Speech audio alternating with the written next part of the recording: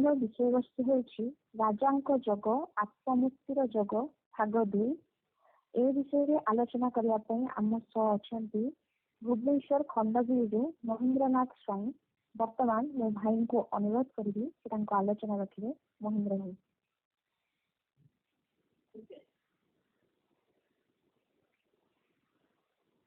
ओम आनंदमयी चैतन्यमयी सत्यमयी परमे माँ श्री अरविंद शरणं मम।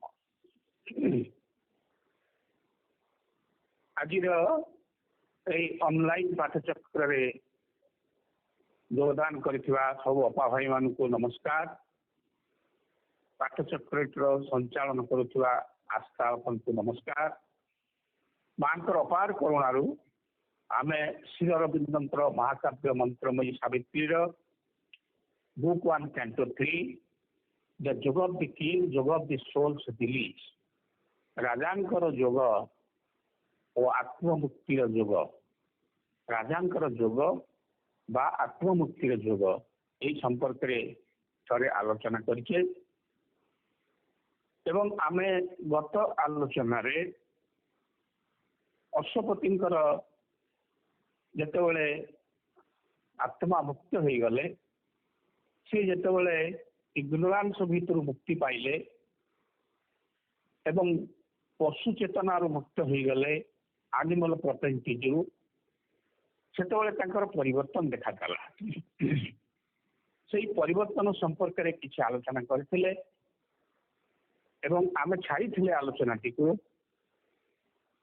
स्नायु tissue and nerve were turned to sensitive chords, records of lustre and ecstasy. It made the body's means the spirit's acolytes. स्नायु आउ शिरा परिणत हेले स्पर्श कातर रजुरे आलोक आनंद प्रवाहित हेले पुणी ताहा माध्यम शरीर जेते उपादान सबु बदलाई देले आत्मा पूजन रे सहायक भावे पूजारी रूप नेले। एकोलाइट होजंदे असिस्टेंट प्रीस्ट। जेतेबेले आत्मा मुक्ति हो जाए सेतेबेले आम भितर प्रवाहित आम भितर थिबा नर्व्स एंड टिश्यूज कॉर्ड रे परिणत हो जाती। खाली कॉर्ड में सेंसिटिव कॉर्ड ता भितर आनंदर रस प्रवाहित हुए बाहर को देखा जाए।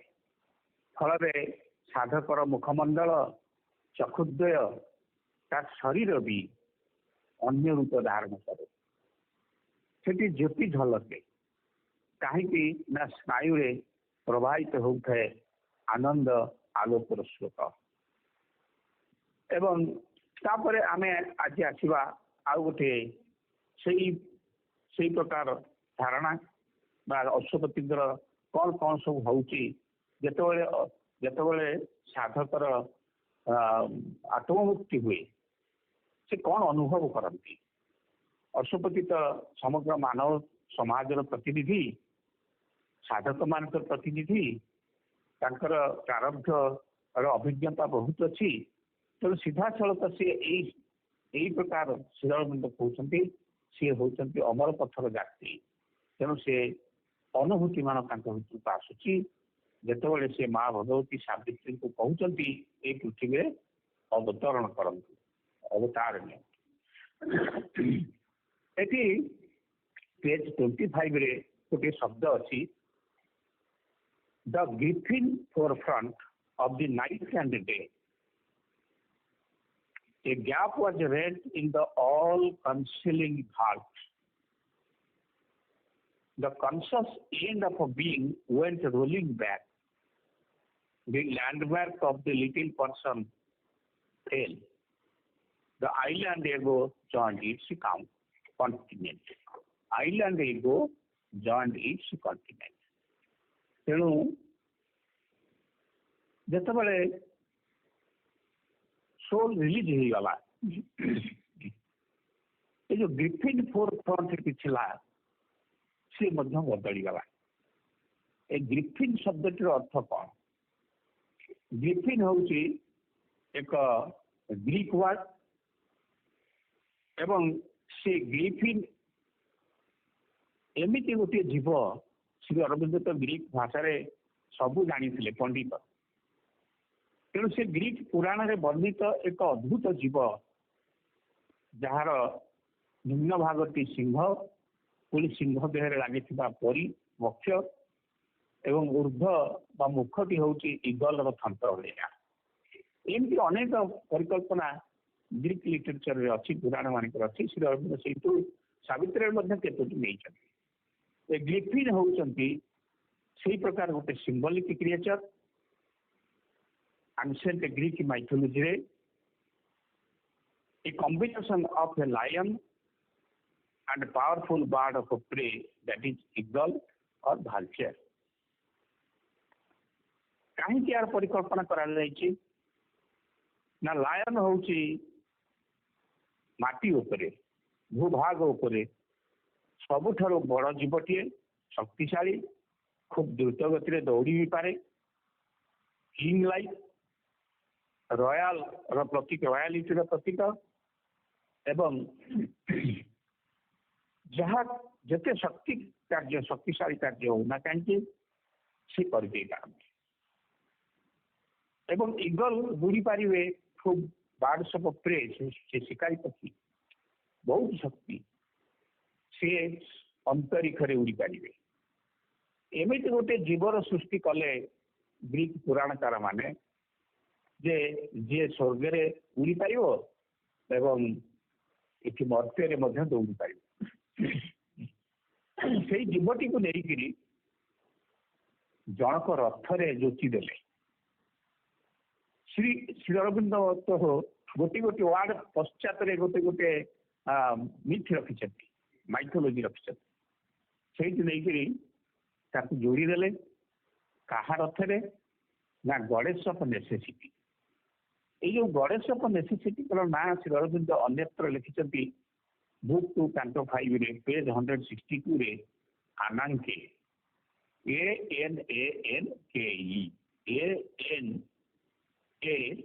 ANANKE आनांके आनांके अर्थ होची गणेश of necessity and threat. Greek पुराण रे वर्णित जिते देवता अच्छा मध्य ये अन्यतमा देवी किंतु देवता मानकर जिते सभा बसे फिलाडेल्फिया गोटे पहाड़ एवं से सभा को देवता मान सब आसता निजे निज आसन में उपवेशन करते गणेश नेसेसिटी आसती रथ को ग्रिफिन टाणी टाणी आने से सबू देवता मान तलू को मुंड पोति दिया गणेश नेसेसिटी आखि काले आखि आगे मिशीज से भय कारण देवता मानकर तो किसी नेसेसिटी न थाए आमर सीना नेसेसिटी अच्छी बोली आम कहूँ necessity is the mother of invention तो किसी नेसेसिटी ना गोटे नूतन आवश्यकता जब उद्रेक होगला से असुविधा पड़े नेसेसिटी देवी जहाँ को चाहिए भितर नूतन आवश्यकता मान सृष्टि हम यही ग्रीक पुराण गोटे निर्यास तेणु से निज चक्षु को लुचेवाई चक्षु को निम्न को कर दिए नेसेसिटी जगह बसला मुंड टेक एवं से नेसेसिटी रथ को टाणु था ग्रिफिन ये श्री अरविंद ये ग्रिफिन शब्द देवार उद्देश्य हूँ आमे जो रथरे बसीचु संसार रथ यही रथटी हूँ डुअलिटी द्विधा भाव में चलुची ये दिन अच्छी राति अच्छी से टाणु सुख अच्छी दुख अच्छी आलुओ अच्छी अंधार अच्छी हस अच्छी कांद अच्छी डुअलिटी जगत ये डुअलिटी जगत रे आमे जो रथरे बसीचु संसार रथ से रथ को टाणुची किए ग्रिफिन किंतु जो सोल रिलीज हो जाए से ग्रिफिन आउ न था अर्थात ग्रिफिन छाड़ी दिखती रथ सोल रिलीज है आउ नेसेसिटी आवश्यकता न थाए। नेसेसिटी कौन कौन आवश्यक से साधक भूली जाए पचारे जो मान प्रकृति सोल रिलीज होते पचारे आपण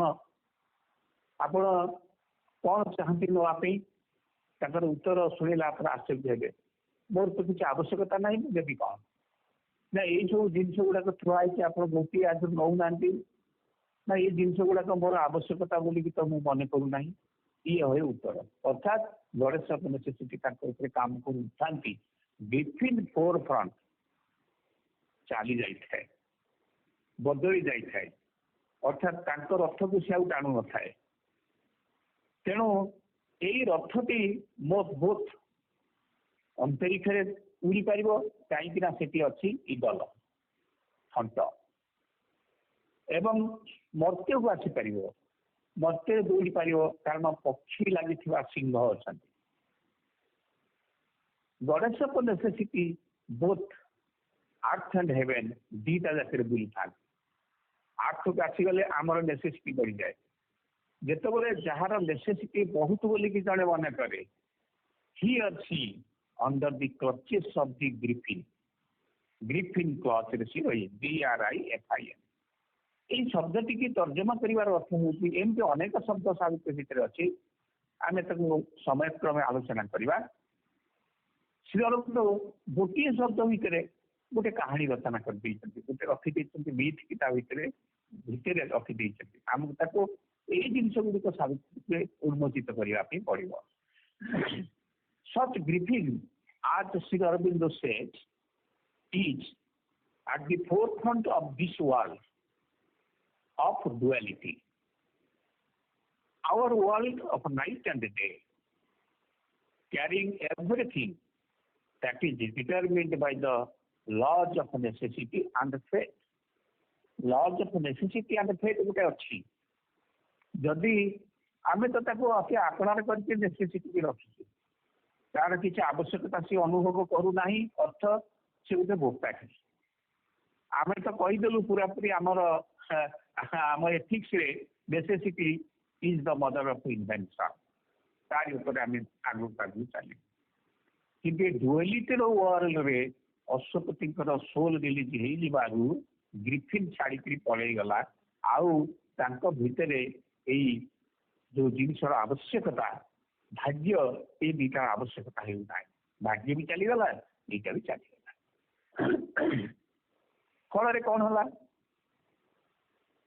ना अशोपति जो भी थिले ऊपर जो कभरिंग था जहाँ श्री अरविंद कहते कनसिलिंग भाल्व चेतना उपर गोटे कनसिलिंग भाल्व अच्छी कनसिलिंग भाल्व हूँ आपण मैंने देखिए गाँ गहली केते मंदिर ता छातटा सेमी सर्कुलर अर्ध गोलाकार होगी तलुपाई ठीक सेमी सर्कल अर्ध गोलाकार आम मुंड उपरे ब्रेन उपरे सेमती गोटे अर्ध गोलाकार प्रतिकात्मक छातटी अच्छी जहाँ को भेद कर ऊपर को जापारूना कहीं ग्रिफिन कर भाग्य किंतु वर्तमान अशोपति से भाल्व उपरे कनसिलिंग भाल्व उपरे रेट होगला रेट माने गोटे कणा होगला खुलीगला अर्थात ऊर्ध्वतन जगत को सी जापारे देखिपारे आउ कनसिलिंग भाल्व भितर रही ना साधकर अवस्था से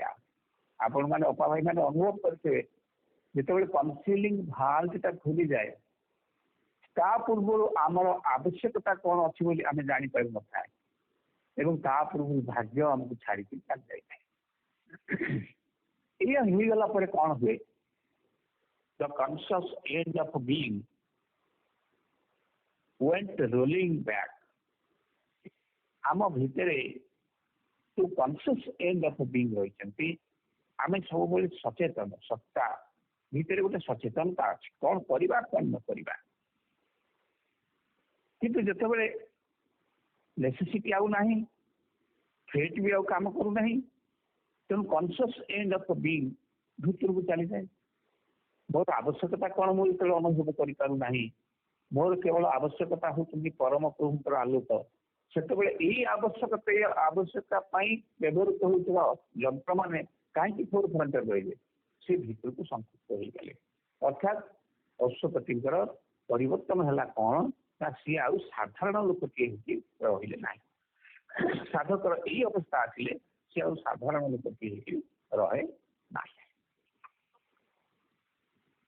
तापर कहते the island ego a landmark of the little person fail little person क्षुद्र व्यक्तित्व आम भितर जहाँ थाए सी फल कर जाए एक महत्तर व्यक्तित्व ता जगह देखा दिए ऊपर को जावाई जी आमको प्रेरणा दौए तापर अपा भाई मैंने आम भितर जो अहंकार टी अच्छी आइलैंड इगो आइलैंड अर्थ चारिपट जाक पानी मझे गोटे क्षुद्र स्थल भाग अच्छे दैट इज आवर इगो तारी भितर जहाँ अच्छे सी आमको शिखुए बाहर कौन अच्छी आमको जानापी से दौ न थाए कि जिते ग्रिफिन फोर्ट चली जाए से आइलैंड इगो चारिपटे जल सुखी जाए एवं सी क्रमश बढ़ी बढ़ी मेनलैंड बा बृहत्तर स्थल भाग सहित मिसी जाए निजर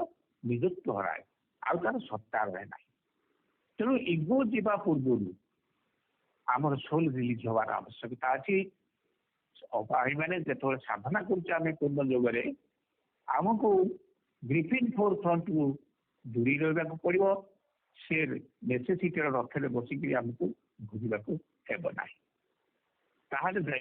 आमर इगोटा कंटिनेंट सागर मिसीज रात्रि आउ दिन संश्लिष्ट जगत सम्मुखे ग्रिफिन थाए आवश्यकतार रथ टाणु थाई स्वर्गर मरक जाए स्वर्गर मर्त्य पर्यंत से रथ टाणु थाए ग्रिफिन अटकई ग्रीक पुराण रे वर्णित प्रतीक जीव इगलर थंट सिंहर शरीर देहरे ता पक्ष थिव इगल अटई आकाश बक्षरे शक्तिशाली पक्षीटीए भूपृष्ठ सिंह राजकीय शक्ति मुक्त भाव बुली थाए से जोचा जाए आवश्यकता रथे स्वर्गरु मरत भ्रमण निमंते भाग्य डोरी धरी हाथे आमे समस्ते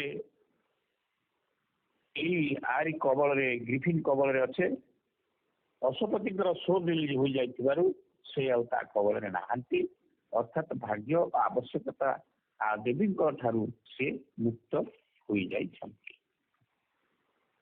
फल कौन होइछि ना the conscious end of being point ruling back जहाँ आम आगुरी कहले अर्थात पशुपति जिते विभिन्न फ्लो फ्रंट आउ नाही तेणु सम्मुखें थिबा विशाल परदा खोली जाइछि एवं से जो जो विषय सब सचेतन थिले से सब संकुचित हो जाइछन्ति अर्थात से आउ ए पृथ्वीर जीव हो रही ना the landmark of the little person fell मनुष्यर क्षुद्र व्यक्तित्व आउरी सीमित कर माइल खुंटी डिसापियर हो जाए मनुष्य मुझे कौन करी यही कथा कहीकि आम जो रही था से उठी जाना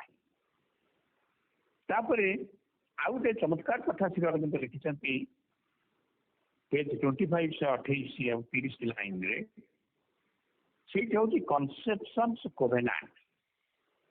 कनसेप्शंस कोवेनांट जहाँ थिला आम भितर से गोटे आबोलिश हो जाए जिते सोल मिलिट हो जाए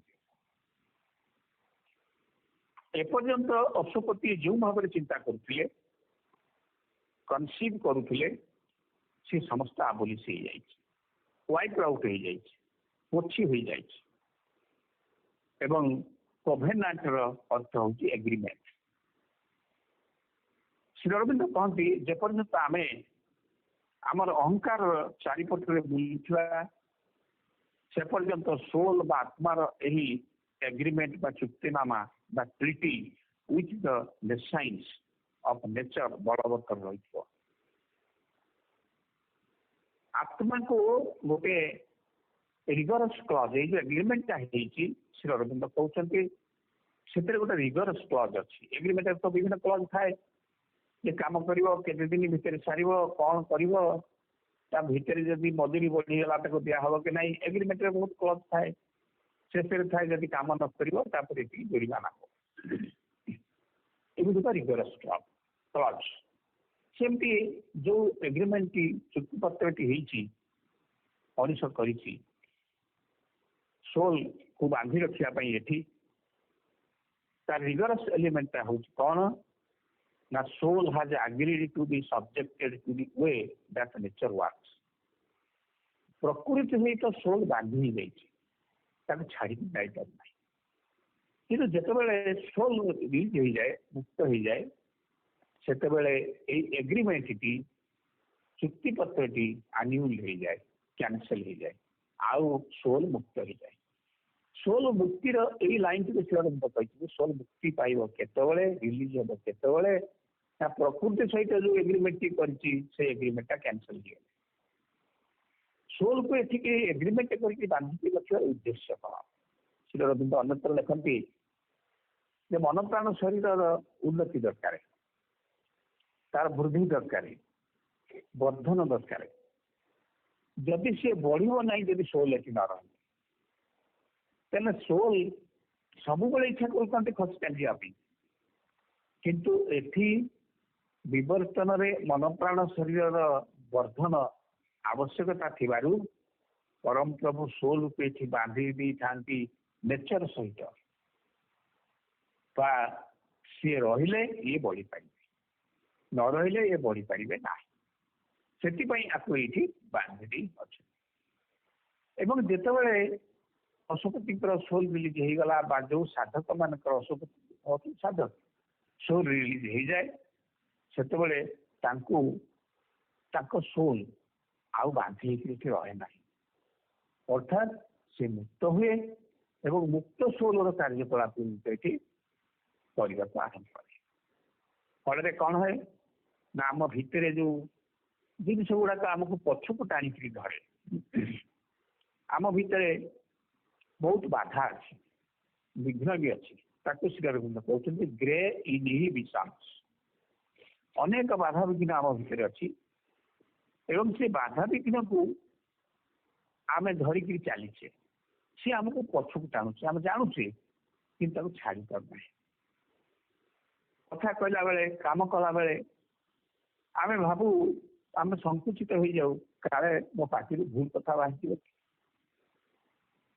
से आम सब कहू जे एडे बड़ पाखे कहीं कहूँ पिला तो टार्गेट करू एते जोर कहीं कहूँ कारण सब आम पछक टाणी धरबार जो अभ्यास भावनाटा आम भर अच्छी श्री अरविंद कहते ग्रे इनहिबिशंस आम ये सत कथा आम जानी गोटे प्रश्न पचरा जाऊे उत्तर जानी किंतु आम भर ग्रे इनहिबिशन आमको पछक टाणुव कहले काले भूल हो किंतु सेटा सत्य हो गोटे उदाहरण देवी मो निज कथार थे गोटे ट्रेनिंग सेंटर रे चेन्नई रे गोटे क्विज होता है से क्विज रे मु पार्टिसिपेट करता है प्रश्न हूँ प्रश्न पचरा जाऊँगी what is the average length of Chilika lake average depth Chilika lake average depth केते कौन मु जानी कि मो पाखे बसुवा भद्रलोक को मुझे पचारि इज इट नॉट 1.5 मीटर सी भद्रलोक सागे सागे ठिया गले कहीदे हाथ टेक 1.5 मीटर मुझा पूर्व मुझे न पचारि था मुझे सीटा सीटा उठिक कही था I must own the prize but he own the prize it is my grey inhibition अपा भाई मैंने बुझीपारे ग्रे इनहिबिशन की कौन सब आमको संकुचित करते आप जानते मत कहींपारे प्रकाश करें कारण आमको सी करे दिए ना जेपर्यंत सोर रिलीज न होता अशुपति से भावना आउ नहीं एवं आम समस्त इंटेलेक्चुअल चलते बुद्धि द्वारा परिचालित होचे ये बुद्धि उपरे बुद्धिया जी जिते बेसी ता चेतना उपरे सेते बेसी शक्त ढांकनी के पड़ता है ତାକୁ ସେ କହୁଛନ୍ତି intellects hard and illustriously ଯେ ଯେତେ ବୁଝିବା ତା ଚେତନା ଉପରେ ଢାଙ୍କୁଣିଟା ସେତେ ମୋଟା ସେତେ ହାର୍ଡ। ସେଥିପାଇଁ ଉପନିଷଦରେ କୁହାଯାଇଛି ସତ୍ୟ କୋଉଠି ଅଛି ନା ସୁବର୍ଣ୍ଣ ଢାଙ୍କୁଣି ଦ୍ୱାରା ଘୋଡ଼ା ହୋଇଥିବା ହିରଣ୍ୟ ଗର୍ଭ ଭିତରେ ଗୋଟେ ବିରାଟ ହଣ୍ଡା, ତା ଭିତରେ ସତ୍ୟ ଅଛି ସୁନାରେ, ତା ଉପରେ ସୁବର୍ଣ୍ଣ ଢାଙ୍କୁଣି କିଏ ପଡୁଛି, ତାକୁ ଖୋଜିଲେ ଜଣେ ସତ୍ୟତା ଜାଣିପାରିବ। ତେଣୁ ଇଣ୍ଟେଲେକ୍ଟ ହାର୍ଟ ଲଷ୍ଟ୍ରସ୍ ଅର୍ଥ ହଉଛି ଭିତରୁ ଆଲୋକ ଦେଖା ହଉଥିବ ବାହାରକୁ, କିନ୍ତୁ ନଟ୍ ଟ୍ରାନ୍ସପାରେଣ୍ଟ। ଲଷ୍ଟ୍ରେ ଭିତରେ ଆଲୋକ ଥିବ, ବାହାରକୁ ତାର ଜ୍ୟୋତିଟା ଦେଖା ହଉଥିବ, ତା ଆଭାଟା ଦେଖା ହଉଥିବ, କିନ୍ତୁ ବାହାର ଆଲୋକଟା ଭିତରକୁ ଯାଉନଥିବ। ସେମିତି ଭିତରେ ସେ ବନ୍ଦ ହେଇକିରି ଇଣ୍ଟେଲେକ୍ଟ ଆମ ବୁଦ୍ଧି ତାକୁ ସବୁ ବନ୍ଦ କରିକି ରଖିଦେଇଛି। ଯଦି ତାହା ଖୋଲିବ ତାହେଲେ ଆମେ ସବୁ କଥା ଜାଣିପାରିବା। ଅଶ୍ୱପତିଙ୍କର ସେଇଟା ଅଟୋମେଟିକ ଖୋଲି ଯାଇଛି, ତାଙ୍କ ସୋଲ ରିଲିଜ ହେଇଯାଇଛି। ତାଙ୍କ ଭିତରେ ଥିବା ଯେତେ କଥା ସବୁ ମୁକ୍ତ ହେଇଯାଇଛନ୍ତି। ଶ୍ରୀ ଅରବିନ୍ଦଙ୍କ ଭାଷାରେ ଗୋଟେ ଇମେନ୍ସ ସ୍କାଇ ରୁମ୍ ତାଙ୍କ ଭିତରେ ଖୋଲି ଯାଇଛି। ଏଇ ଶବ୍ଦ ଗୁଡ଼ିକ ଶ୍ରୀ ଅରବିନ୍ଦ ବ୍ୟବହାର କରିଛନ୍ତି, ଇମେନ୍ସ ସ୍କାଇ ରୁମ୍। ତାପରେ ତାଙ୍କ ଭିଜନ ଦୃଷ୍ଟି ବିସ୍ତାରିତ ହେଇଛି ଏତେ ବଡ, ତାକୁ ଶ୍ରୀ ଅରବିନ୍ଦ କହୁଛନ୍ତି ଇମ୍ପେରିଆଲ। ଅର୍ଥାତ୍ ଇମ୍ପେରିଆଲ ଅର୍ଥ ହଉଛି ହେଭେନଲି ସ୍କାଏ ପର୍ଯ୍ୟନ୍ତ ତାଙ୍କ ଦୃଷ୍ଟି ଲମ୍ବି ଯାଇଛି। ଆମ ଦୃଷ୍ଟି ତ 8 ଫୁଟ କି 50 ଫୁଟ, କିନ୍ତୁ ତାଙ୍କର ସ୍ୱର୍ଗ ମର୍ତ୍ତ୍ୟରୁ ସ୍ୱର୍ଗ ପର୍ଯ୍ୟନ୍ତ ସେ ଦେଖିପାରୁଛନ୍ତି କଣ କଣ ହେଇଛି। This is effect of souls release. ଅଶ୍ୱପତିଙ୍କର ମାଇଣ୍ଡ ବାଉଣ୍ଡଲେସ୍ ହେଇଯାଇଛି, became a boundless light. There are no more boundaries, no more limit. ଆଉ ଲିମିଟ ବା ବାଉଣ୍ଡାରିଜ କିଛି ନାହିଁ। ଇନଫାଇନାଇଟ ସହିତ ଫାଇନାଇଟ ସେଲ୍ଫ ତାଙ୍କର ମିଶି ଯାଇଛି।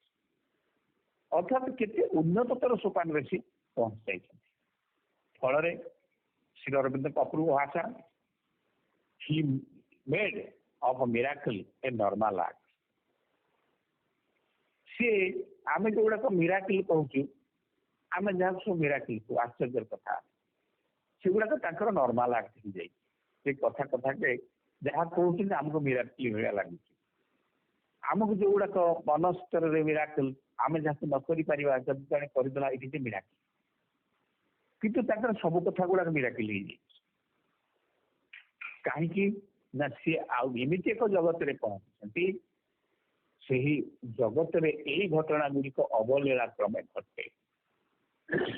ଅପା ଭାଇ ମାନେ, ୟାକୁ କୁହାଯାଏ ପ୍ରତୀକ ଜଗତ। ବର୍ତ୍ତମାନ ପ୍ରତୀକ ଏବଂ ସଂକେତ ଜଗତର ଅନୁଭୂତି ପ୍ରାପ୍ତ ହେଲା ପରେ ଅଶ୍ୱପତି ଆଉ ଟିକେ ଉପରକୁ ଯାଇଛନ୍ତି। ଚେତନାର ଉତ୍ତରଣ ଘଟୁଛି, ସୋଲ ରିଲିଜ ହେଇଯାଇଛି। ଆଉ ଟିକେ ଉପରକୁ ଯାଇକିରି crossed the boundaries into the world of the formless, ଅରୂପ ଜଗତ, ଯୋଉଠି ରୂପ ନାହିଁ। ସବୁ ଜିନିଷ ଅରୂପରେ ଅଛନ୍ତି, ଏଠିକି ଆସିଲେ ରୂପ ଗ୍ରହଣ କରିବେ। କିଙ୍ଗଡମ ଅଫ ସଟଲ ମ୍ୟାଟର ଯାହା ଲେଖିଛନ୍ତି ଭୁକ୍ତୁ ଚାଞ୍ଚୋଟିରେ ସାବିତ୍ରୀ। ସେଇ ଜଗତରେ କୌଣସି ଅବଜେକ୍ଟକୁ କେହି ଧରିପାରିବେ ନାହିଁ, ବାନ୍ଧି ପାରିବେ ନାହିଁ, କ୍ଲଚ ଭିତରକୁ ଦେଇପାରିବେ ନାହିଁ, ବା ନିଜର ସେନ୍ସ ଖଟେଇକିରି ଚିନ୍ତାରେ ତାକୁ ମଧ୍ୟ ଧରିପାରିବେ। ଏମିତିଆ ଜଗତ ଦୃଶ୍ୟ ଅଶ୍ୱପତି ସେଇ ଜଗତରେ ବର୍ତ୍ତମାନ ପାଦ ଦେଇଛନ୍ତି। ଶ୍ରୀ ଅରବିନ୍ଦଙ୍କ ମୁଁ କହିଥିଲି, ଆଗରୁ କହିଥିଲି, it is a track record of ପୂର୍ଣ୍ଣ ଯୁଗ, ଏ ରୋଡ ମ୍ୟାପ ଅଫ୍ ପୂର୍ଣ୍ଣ ଯୁଗ। ରୋଡ ମ୍ୟାପ ଏଇଥିରେ ଆରି ସହିତ ପୂର୍ଣ୍ଣ ଯୋଗୀ ଆପଣ ବାପା ଭାଇ ମାନେ ନିଜକୁ ପକେଇଦେବେ ଏଇ ଛାଞ୍ଚରେ, ଦେଖିବେ ଆମେ କୋଉଠି ଅଛୁ। ତେଣୁ ସେ କହୁଛନ୍ତି the supreme's gaze looked out through human eyes and saw all things and creatures as itself. ଅରୂପ ଜଗତକୁ ଚାଲିଗଲା ପରେ ତାଙ୍କର ଦୃଷ୍ଟି, ସାଧକର ଦୃଷ୍ଟି ଯିଏ ଦେବ, ତାର ଦୃଷ୍ଟି ସୁପ୍ରିମ ଗେଜ୍ ହେଇଯିବ। ସବୁଠାରୁ ସର୍ବୋତ୍କୃଷ୍ଟ ଦୃଷ୍ଟିଟିକୁ ସେ ପ୍ରାପ୍ତ ହେବେ। looked out through human मनुष्य आखि दिटा अच्छी ना सेटा तो सुनार आखि आईनी ये मनुष्य आखि भितर से देखी पारे सुप्रीम बेच परम प्रभु केमी चाहिए and saw all things and creatures as itself आमे जो जिनस गुड़ी देखुचु मूलतः ता सपुरी नहंती जो जीवजंतु मान देखुचु क्रिएचर्स मूलतः से माने एपरी नहंती ताकर आउ कोन रूप अछि किंगडम ऑफ सटल मैटर कहउछंती सेठी जो जिनिस 100% अछि एठी आमे बुझी परिया अवस्था रे से आसीबो ना से 100% आसिले आमे ताकू बुझी परिया सेठी से पोटेंसी कमई कमई कमई कमई आम लेवल को आसे आम जमी बुझी पारा से रूप से आसे तेणु आम ये जहाँ देखुचु Shri Aurobindo human cycle necessity of spiritual transformation अध्याय देखते it is all trump loyal trump loyal earth everything deceives human आई प्रत्येक जिनस मनुष्य आखि को ठकती अपा भाई मैंने विचार कर देखिए आम जहाँ देखुचु ये संपूर्ण नुहे यहाँ असंपूर्ण उपरे अच्छी संपूर्ण रूप तेणु ये असंपूर्णता आम ठकु नहीं सब जिन आम ठकुच प्रत्येक जिन जहाँ तो विचार कर देखिए तार ऊपर किसी अन्य किसी थी से गोटे लाइन रे सीट रखी लिखिं जे what is beauty here that is divine there जो जिनसटी एठी आमे ब्यूटी बोली कहू सुंदर बोली कहू किंगडम ऑफ सटल मैटर रे ताकू डिवाइन कहते अर्थात डिवाइन कमी कमी ब्यूटी रे आप जानते पुनः जुगे जो श्रीअरविंद कहते सुप्रामेंटाल ट्रांसफॉर्मेशन कथा ब्यूटी डिवाइन रे परिणत हो अर्थात मूल को जीव 100% एठी तार ब्यूटी कौन ना सेठी जदि डिवाइन रो 100 पॉइंट है एठी ब्यूटी 40 पॉइंट बा 60 पॉइंट ताकू ब्यूटी कहला आउ गोटे कथा होती व्हाट इज अगली हियर जो जिनस आइए हम अगली कहू से कौन हो अपा भाई मैंने चिंता करेंगे तार उत्तर होती से डिवाइन तार क्वेश्चन इज पोटेंसी जदि डिविनिटी पोटेंसी एटी 60% हेले ब्यूटी कह जाउची जदि 10% आसला अगली कह जाओ एटा होते डिफरेंस तेणु प्रत्येक जिनस आम चक्षु को ठकुचंती ट्रम्प लॉयल एटा बुझीगले आम वस्तु मान पछरे गोड़ेबा आउ सार हम ना सेठारे अश्वपति अनुभव कले वाननेस एवं ज्ञान नॉलेज एपरी एक अंचल से अंचल ज्ञान एवं बा नॉलेज एमिति अवस्था अच्छी द इटर्नाल काम प्रिवेल्स से चिरंतनी सब बेले शांति राजत्वमान कर साधक असीम को अनुभव करें अश्वपति बर्तमान जो ठिया श्री अरविंद कहते यहीटा हूँ संकेत जगतर उपरे फॉर्मलेस वर्ल्ड बा अरूप जगत while there one can be wider than the world अरूप जगत रे थिले जणे ए जगत थारु आउरी बड़ हे जीवो वाइडर माने ओसारिया हे जीवो ए जगत ता भीतर होई जाय परियो while there one is one's own infinite सेठी ठिया आइतला बेले जणे बा साधकटीए बा अश्वपति निजे निज इनफाइनाइट हो जाती ससीम असीम परिणत हो एक्सपीरियंस नेला Ashwapati entered into the steel consciousness थाक पर थाक प्रथम संकेत जगत रे थिले सब आम आरंभ कले ताकू क्रॉस करी फॉर्मलेस वर्ल्ड को गले ता विषय आलोचना कले ताकू क्रॉस करी अश्वपति आउ गोटे जगत को प्रवेश कर स्टील कॉन्शियसनेस स्थिर चेतनार जगत से स्थिर चेतनार जगत की कौन what is that steel consciousness से स्टील कॉन्शियसनेस स्थिर चेतना की थिबारु एठी जगत तिष्टिकी अच्छी जहाँ सकल को धरिकी रख and a peace that pass all understanding एपरिकी ଏହା ଏକ ଏପରି ପ୍ରଶାନ୍ତି ଅଞ୍ଚଳ ଯାହା ଭିତରେ ପଶିଗଲେ ସବୁ ଜିନିଷ ବୁଝି ହେଇଯିବ। ଶ୍ରୀ ଅରବିନ୍ଦ କହିଛନ୍ତି ନେଚର ନଟ୍ ଖୋଲିଯିବ। ପ୍ରକୃତି ଯୋଉ ଜିନିଷ ସବୁ ଲୁଚେଇକି ରଖିଛି ଗଣ୍ଠି ପକେଇକି ସେ ଗଣ୍ଠି ଗୁଡା ସବୁ ଖୋଲିଯିବେ ଯଦି ଆମେ ଷ୍ଟିଲ୍ କନସିୟସନେସ୍ ପଶିଯାଉ। ସେଥିପାଇଁ କୁହାହଉଛି ମନକୁ ଯଦି ନିରବ କରି ଦିଆଯାଏ ତା ଶକ୍ତିଶାଳୀ ହେଇଯିବ। That is steel consciousness. ଯୋଉ ଜିନିଷ ବିକ୍ଷୋଭିତ ମନ ଭିତରେ ବୁଝି ହୁଏ ନାହିଁ ଷ୍ଟିଲ୍ ମନ ଭିତରେ ତାହା ବୁଝି ହେଇଯିବ। ଅଶୋପତି ଦେଖିଲେ ଜୀବନର ଯେତେ ବିରୋଧାଭାସ କଣ୍ଟ୍ରାଡିକ୍ସନ ଯଥା ଦୁଃଖ ଯନ୍ତ୍ରଣା ସଂଘର୍ଷ ସେଠି ପରିଲକ୍ଷିତ କରିଦେଇଛି।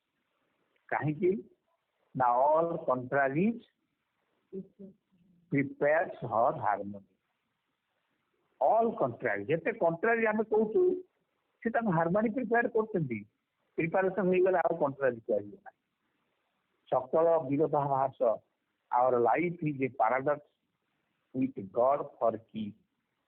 ଆମ ଜୀବନର ଯେତେ ବିରୋଧାଭାସ ଆମେ ବିରୋଧାଭାସରୁ ଜୀବନ ଆରମ୍ଭ କରୁ।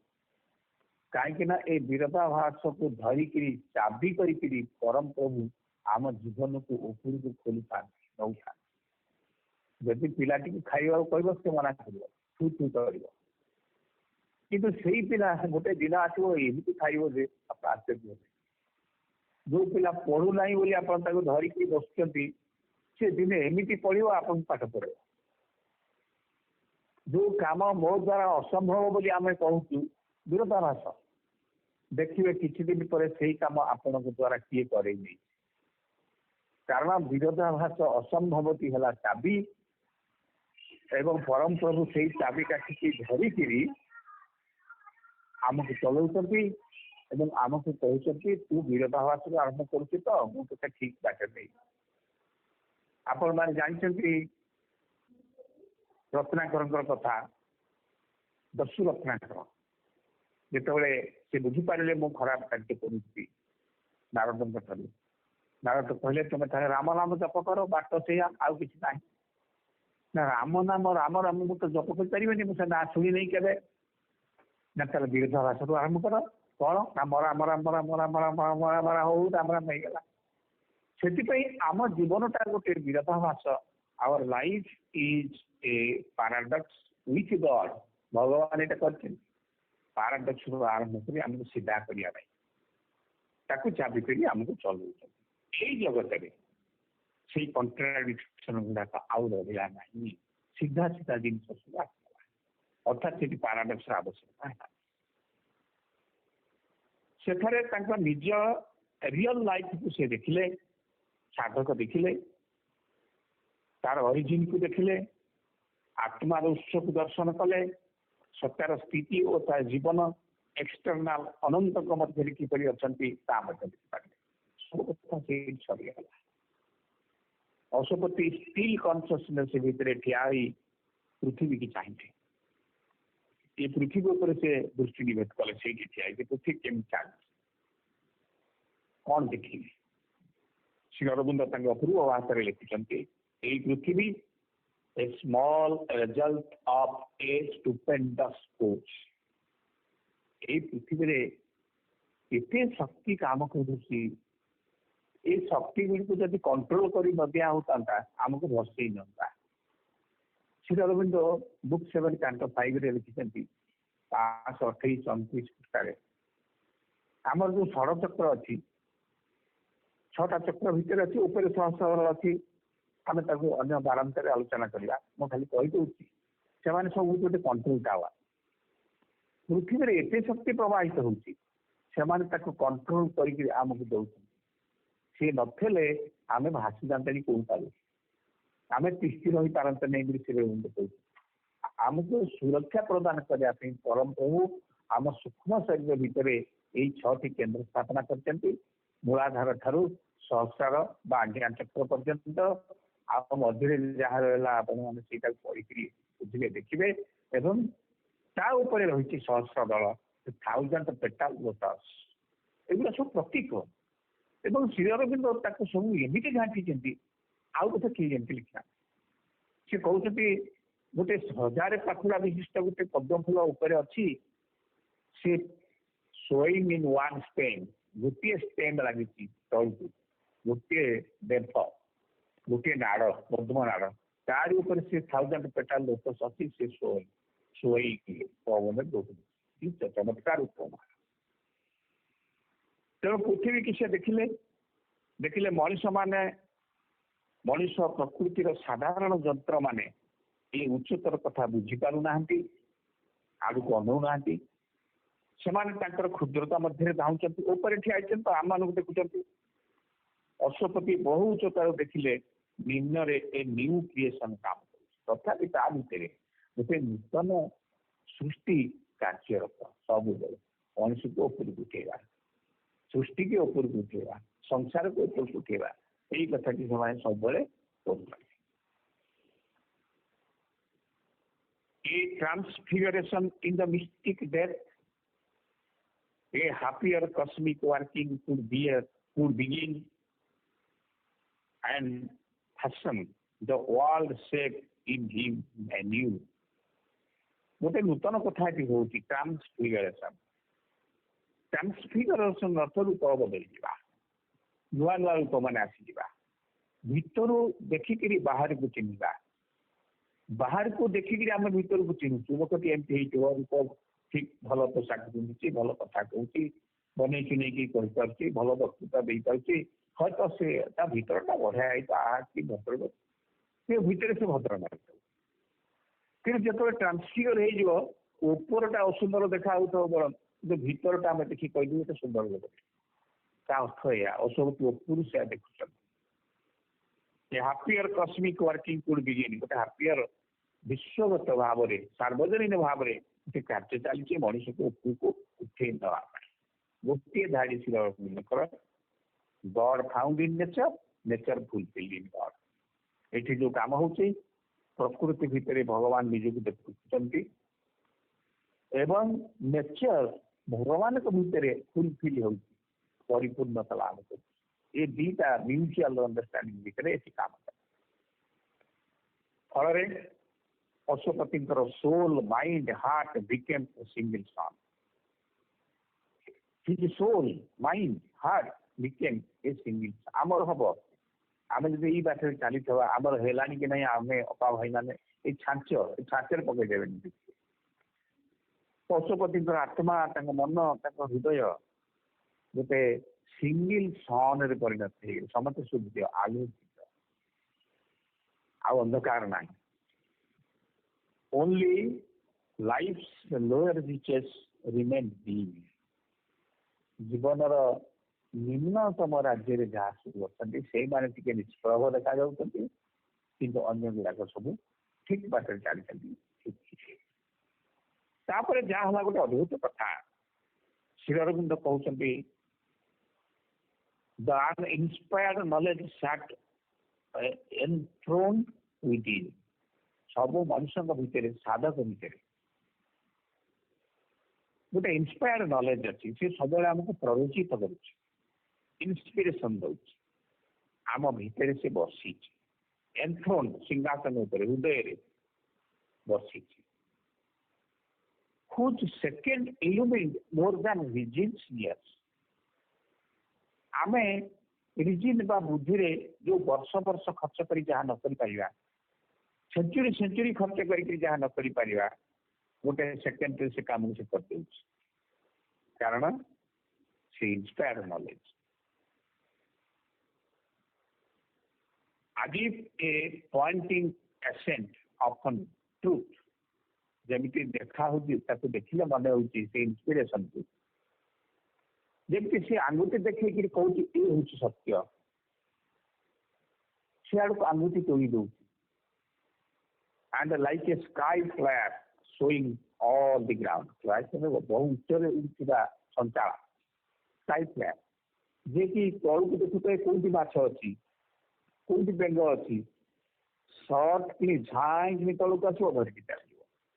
ସେମିତି ଆମ ଭିତରେ ଥିବା ଇନ୍ସପାୟାର୍ଡ ନଲେଜ ସବୁବେଳେ ଦେଖୁଛି, ମୁଁ କଣ କରୁଛି, ମୋର ଶକ୍ତି କେତେ, ମୁଁ କଣ କରିପାରିବି, କଣ ନ କରିପାରିବି, ଏଇ ପ୍ରକାର ଭାବରେ ସେ ଭିତରେ ରହିକି ସବୁ କଥା ଦେଖୁଛି। ଶ୍ରୀ ଅରବିନ୍ଦ ଗୋଟେ ୱାର୍ଡ ଏଠି ଲେଖିଛନ୍ତି, ଡିସର୍ଣ୍ଣମେଣ୍ଟ। a swift, intrusive discernment. A discernment comes suddenly. Discernment ର ପ୍ରକୃତ ଅର୍ଥ ହେଉଛି capacity of seeing, ଦୃଷ୍ଟି ଶକ୍ତି ଯୋଉ capacity ତାକୁ discernment କହନ୍ତି।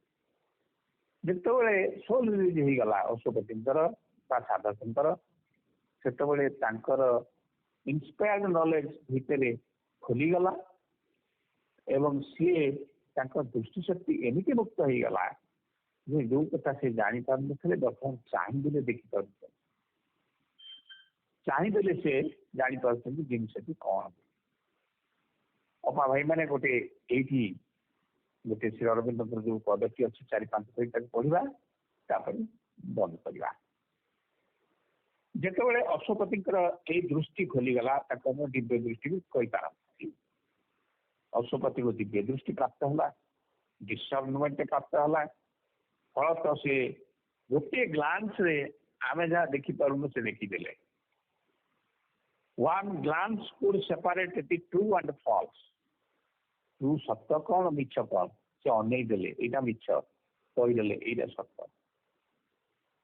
or raise its rapid torch fire in the dark ବା ଅନ୍ଧକାରରେ ସେଇ ଯୋଉ capacity of seeing ବା discernment ତାର ଯୋଉ ଟର୍ଚ ଫାୟାର ଜ୍ୟୋତି, ସେ ଜ୍ୟୋତିକୁ ସେ ଡାର୍କନେସ୍ ଭିତରେ ଖୋଜିଦେଲେ, ଅର୍ଥାତ୍ ଅନ୍ଧକାର ଦୂରୀଭୂତ ହେଇଗଲା। To check the claimants crowding through mind's gate, ଆମ ମନର ଗେଟ୍ ପାଖରେ ଅନେକ କ୍ଲେମାଣ୍ଟ ଆମ ଭିତରକୁ ଆସିବା ପାଇଁ କି ଠିଆ ହେଇଥାନ୍ତି। ଆମେ ଅନୁମତି ଦେଲେ ସେ ପଶି ଆସିବେ। ତା ଭିତରେ ଶ୍ରୀ ଅରବିନ୍ଦ କହୁଛନ୍ତି covered by the fourth signature of the gods. ସେମାନେ ପାସପୋର୍ଟ ଆଣିଥାନ୍ତି, ହାତରେ ଆଇଡେଣ୍ଟିଟି କାର୍ଡ ଆଣିଥାନ୍ତି ଏବଂ ସେ ଆଇଡେଣ୍ଟିଟି କାର୍ଡ କିଏ ଦସ୍ତଖତ କରିଥାନ୍ତି ନା ଯୋଉ ବ୍ୟକ୍ତିର ମନଟି ସେ ବ୍ୟକ୍ତି ଯୋଉ ଦେବତାଙ୍କୁ ଭଲ ପାଉଥାଏ ତାଙ୍କରି ସିଗ୍ନେଚର କରିକି ଆଣିଥାନ୍ତି ଏବଂ ସେଇ ସିଗ୍ନେଚରଟା ସେ ଦେବତାଙ୍କର ନୁହେଁ, ଇଟ୍ ଇଜ ଫର୍ ଦ ସିଗ୍ନେଚର। ପରନ୍ତୁ ଅପା ଭାଇ ଆପଣ ମନ୍ଦିରକୁ ଯାଉଛନ୍ତି ସୋମବାର, ଲର୍ଡ ଶିବଙ୍କୁ ଦର୍ଶନ କରୁଛନ୍ତି, ପତ୍ର ବେଲପତ୍ର ଚଢଉଛନ୍ତି, କ୍ଷୀର ଢାଳୁଛନ୍ତି, ପାଦୁକ ପାଉଛନ୍ତି, ଆସୁଛନ୍ତି ଏବଂ ଯୋଉ ବିରୋଧୀ ଶକ୍ତି ମାନେ ଆମ ଭିତରକୁ ଆସିବା ପାଇଁ ଚେଷ୍ଟା କରିବେ ସେ ଜାଣିଲେ ଆପଣ ଶିବ ମନ୍ଦିରକୁ ଯାଉଛନ୍ତି। ସେମାନେ ଯେତେବେଳେ ମାଇଣ୍ଡ ଗେଟ୍ସରେ ଆସି ଠିଆ ହେଇଥିବେ ସେ ହାତରେ ଗୋଟେ ପାସପୋର୍ଟ ଆପଣଙ୍କୁ ଦେଖଉଥିବେ, ଦେଖନ୍ତୁ ଆପଣ ଶିବ ମନ୍ଦିରକୁ ଯାଆନ୍ତି ତ ଲର୍ଡ ଶିବ ମତେ ପଠେଇଛନ୍ତି। ଆପଣ ଦେଖିବେ ହଁ ପାସପୋର୍ଟ ହାତରେ ଅଛି ଏବଂ ଲର୍ଡ ଶିବ ସେଠି ଦସ୍ତଖତ କରିଛନ୍ତି, କିନ୍ତୁ ଶ୍ରୀ ଅରବିନ୍ଦ କହୁଛନ୍ତି those are the signatures ଧରିକି ସେମାନେ ଫର୍ଜରୀ କରିଥାନ୍ତି signature. covered by the fourth signature of the gods. This detect the magic bride in her disguise.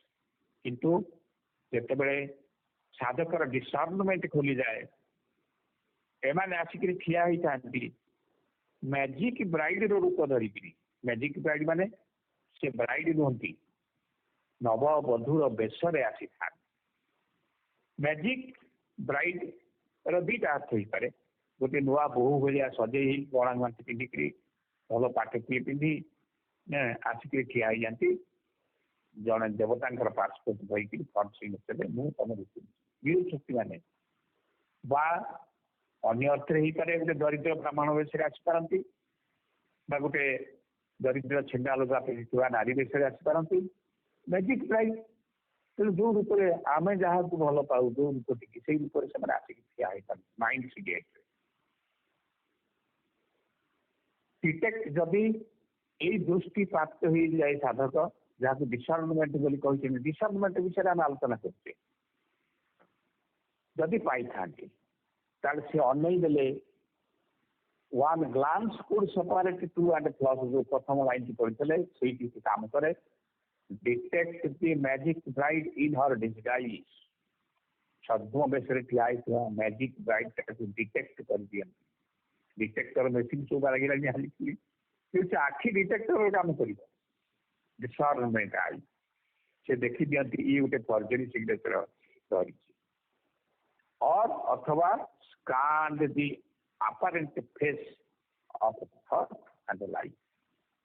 ये कौन चिंता कर मैजिक ब्राइट आम भितर को आसिले कौन कौन करेंगे एगुड़िक सब स्कानिंग कर दियंती स्कान ता फोटो सब उठे दियंती किए ना डिसर्नमेंट आई जो डिसर्नमेंट आई की अशुपति प्राप्त होती सोल रिलीज हो गला जो साधारणतः यही सिद्धि हम सोल रिलीज हम ताको डिसर्नमेंट आई प्राप्त हम जो अपा भाई मान को से माने चाहिए सब कथा जापर तार ओडिया टी पाठ करदवा बंद कर चाहिए थरे बाछी हो जाए सत आउ मिछ देखी अवचेतनार अंधकार मध्य आलोक वर्ती काटिकी मन फाट करे गहली करती भीतर को जीवाई अनेक धारणा अनेक प्रेरणा छद्म बेसे उभा हुई हाथे धरी थांती परिचय पत्र देवता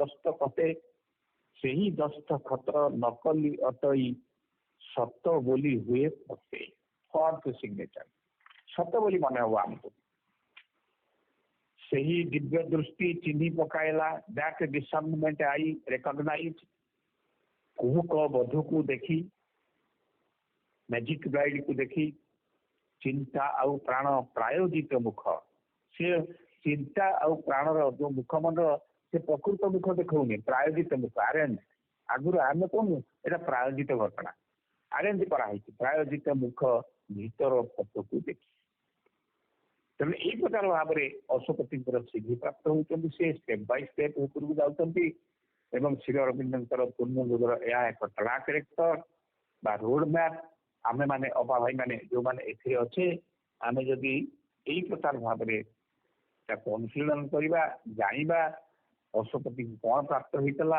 आमको कौन प्राप्त होती तार एक लिस्ट प्रिपेयर कर रहा सब अपा भाई मान को धन्यवाद मो कृतज्ञता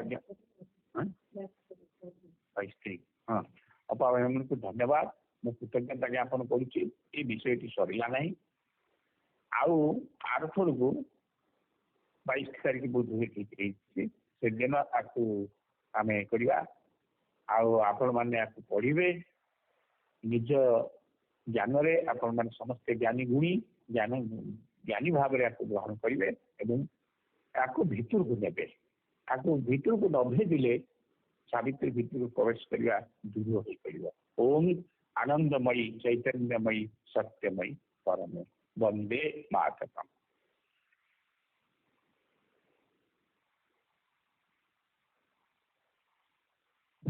अशेष अशेष धन्यवाद भाई बहुत सुंदर आज आलोचना थी धन्यवाद।